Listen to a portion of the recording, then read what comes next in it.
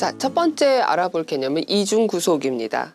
이중구속의 개념은 베이트슨 연구진이 이 조현병 환자와 가족에 대한 어떤 연구를 하면서 처음 소개되었는데요.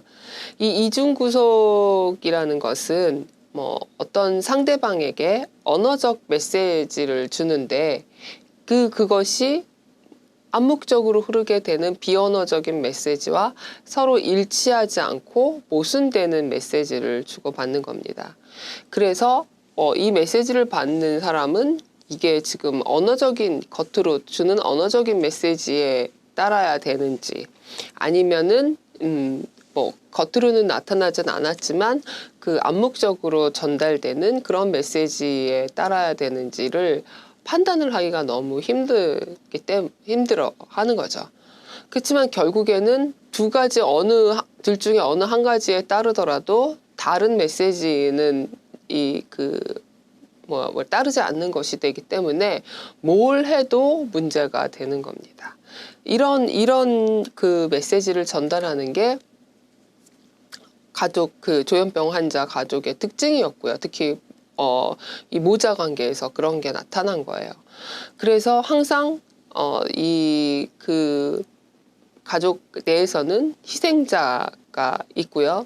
이 조현병 환자 연구에서 보면 희생자는 조현병을 앓고 있는 자녀가 되겠죠. 이런 어떤 이 소통의 패턴들이 그냥 한 번에 끝나는 게 아니라 계속 지속 발전이 된 거예요. 그래서 이 과정을 보니까 처음에 부정 명령을 이제 내려요. 뭐 하지 마.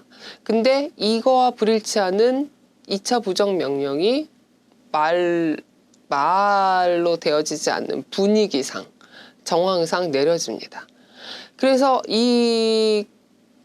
뭐 하지 말라는 거를 이제 뭔가 처벌이나 생존의 위협 신호로 보기 때문에 따르게 되면 이제 이 상황에서 더 빠져나가지 못하도록 하는 3차 부정 명령이 내려집니다.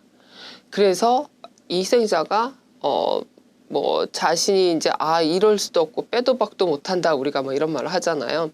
이런 이중구속 상황에 빠져 있음을 이제 알아차렸을 때는 이미 모든 게 다 어떻게 할 수가 없게 되는 거죠.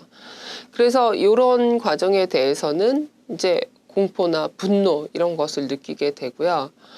또 이렇게 이제 계속 반복돼서 이것이 병리화되면 이게 뭔가 환청으로도 들리는 거죠. 계속 이렇게 해라 하는 환청들이 들리게 되는 거죠. 근데 이게 개인의 성장 과정에서 이러한 불일치한 메시지를 받은 사람 같은 경우에는 그럼 어떻게 하는 거예요? 라고 질문하는 것이 이제 너무 어려운 거죠. 오히려 나보고 어쩌란 말이야! 뭐 해서 반항하는 경우는 더 건강한 거예요.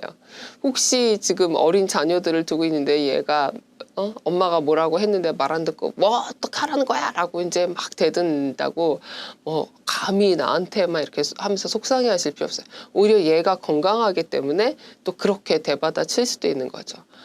근데 많은 조현병 환자들 같은 경우에는 뭔가 이렇게 되물어보는 어떻게 하라는 거예요? 라고 되물어보는 것 자체가 너무 어렵고 이렇게 두려움을 느껴서 못하고 그냥 속으로만 앓고 있는 거죠.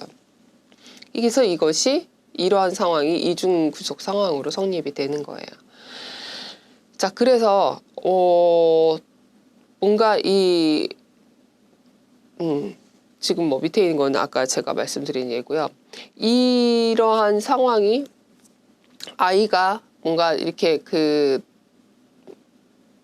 어떻게 하는 거예요? 뭐 어떠란 말이에요? 라고 이제 물어보는데 이걸 오히려 부모가 또 부정 명령을 하게 되고 또 이런 경험을 계속 반복적으로 쌓이다 보면 이게 내 목숨이 나한테 있는 게 아니라 부모한테 있구나 이렇게 생각하는 거죠. 그래서 어떻게 보면 너무나 무서워서 죽을까 봐 물어보는 것 자체를 못하게 되는 경우가 생긴다는 거예요. 뭐 여기는 이제 보면 그래요. 엄마가 사랑한다 이렇게 뭐 얘기를 하지만